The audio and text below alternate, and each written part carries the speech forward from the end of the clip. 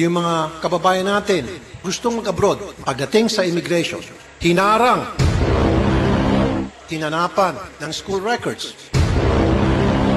Tulad ng yearbook, diploma, nung hindi makapag-produce, pinahiya at in-offload. Buti naman at nagkaroon tayo ng hearing ng ganito para magkaalamanan. Gusto niyo pa rin magkaroon ng mga maliligayang araw para putulin na ang mga kabalustugan na pinanggagawa ninyo. Senator Tulfo, you have the floor now.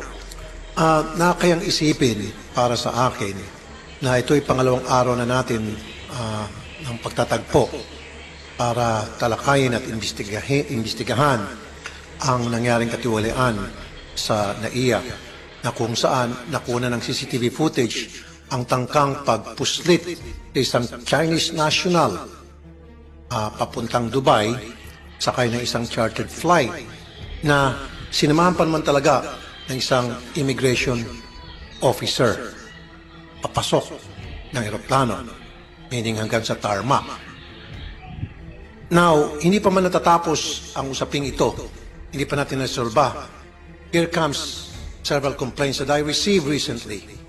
Yung mga kababayan natin na gustong mag-abroad matapos makapag-ipon, gustong matikman yung kanilang pinagpaguran,